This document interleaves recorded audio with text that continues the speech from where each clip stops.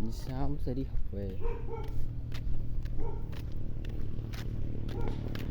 Có tuổi hơn cho con gái nước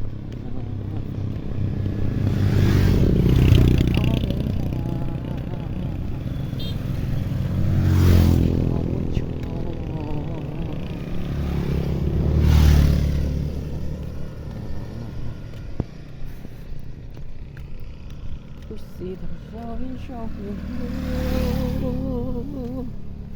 Trời ơi, đi học về nhá. Đi được.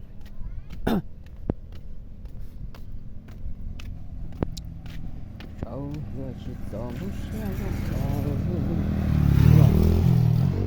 hôm nay á là từ sau khi mình về muộn này, hôm nay là mình về á thì có đói anh em được vào quán ăn cơm ấy.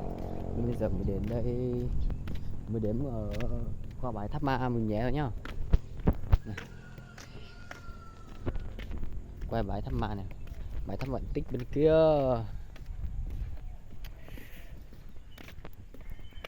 Mà thôi, đi bộ thôi nhá, mệt quá trời này. Trên miền núi này thì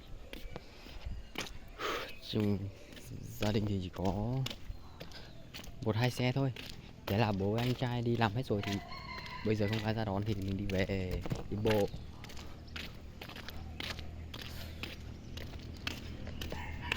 Đâu rồi. Rồi. Này đẹp đẹp trai hẳn. Đâu rồi chỉ có lại. Xa cách nha.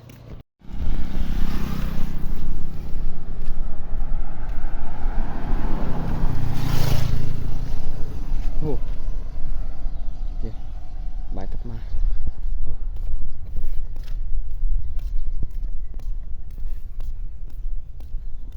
Bây giờ gà này, gà nuôi cho trên này thì thả tự nhiên như này nhé.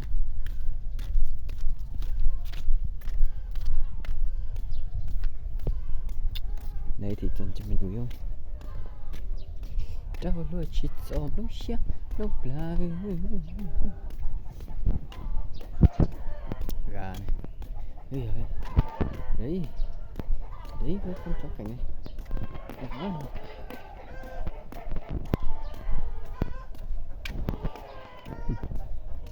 Ôi giời, có mic kìa, mic sắt lên rồi.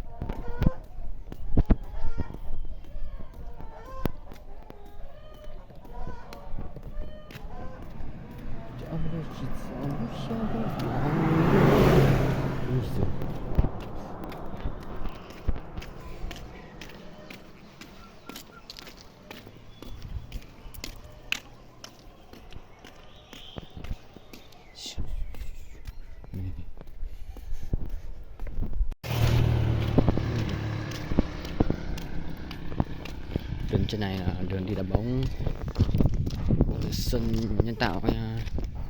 Trên này có sân tạo ạ.